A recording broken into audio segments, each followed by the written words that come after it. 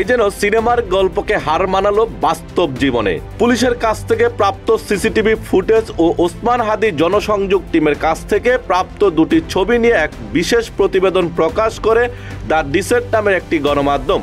সেই ছবি ও ফুটেজগুলো থেকে এক চাঞ্চল্যকর তথ্য প্রকাশ করেছে তারা। তাদের প্রকাশিত প্রতিবেদনে বলা হয়, বাইক থেকে গুলি ছোড়া দুই ব্যক্তি আজ দুপুরেই মতিঝিল ওয়াবদা মাদ্রাসা এলাকায় হাদির সঙ্গে একসাথে মাস্ক পরা অবস্থায় জনসংযোগে অংশ নিয়েছিল। সিসিটিভি ফুটেজ ও ছবিগুলো বিশ্লেষণ করে দেখা যায়, শুটার দুজনের মধ্যে একজনের গায়ে কালো পাঞ্জাবি, কালো মাস্ক, গলায় চাদর এবং পরনে আকাশি রঙের প্যান্ট ছিল। অন্যজনের গায়ে কালো ব্লেজার, কালো মাস্ক, চোখে চশমা এবং পায়ে চামড়া রঙের জুতা পরিহিত অবস্থায় ছিল।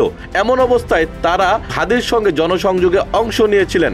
হামলাকারী দুই ব্যক্তির পোশাকের সাথে জনসংযোগে অংশ নেওয়া ওই দুই ব্যক্তির পোশাক একেবারে মিলে যায়। হামলাকারীদের চিহ্নিত করতে আজকের জনসংযোগের আরও ছবি ও ফুটেজ বিশ্লেষণ করে দেখা যেতে পারে। এমন চাঞ্চল্যকর ঘটনা যেন সুই হয়ে ঢুকে খাল হয়ে বের হওয়ার মতো এক চাঞ্চল্যকর পরিস্থিতির জন্ম দিয়েছে। গুলি করার আগে হাদির সঙ্গে একসাথে বসেছিল ঘাতক শুটার। সকাল থেকে হাদির প্রচারণায়ও যুক্ত ছিল তারা। এ যেন অনেকটা দড়ি মাছ না ছুঁয়ে পানি। আগে বিশ্বাস স্থাপন করে সুযোগ বুঝে চলন্ত রিকশায় শুট করে দ্রুতই মোটরসাইকেল যুগে পালিয়ে যায় সন্ত্রাসীরা।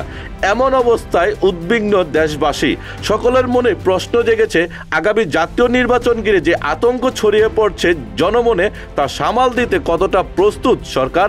আদৌ কি নিরাপত্তা পাবে সাধারণ ভোটার থেকে শুরু করে যারা প্রার্থী হয়েছেন আগামী নির্বাচনে? তারা হয়তো সময় বলে দিবে সেই প্রশ্নের উত্তর।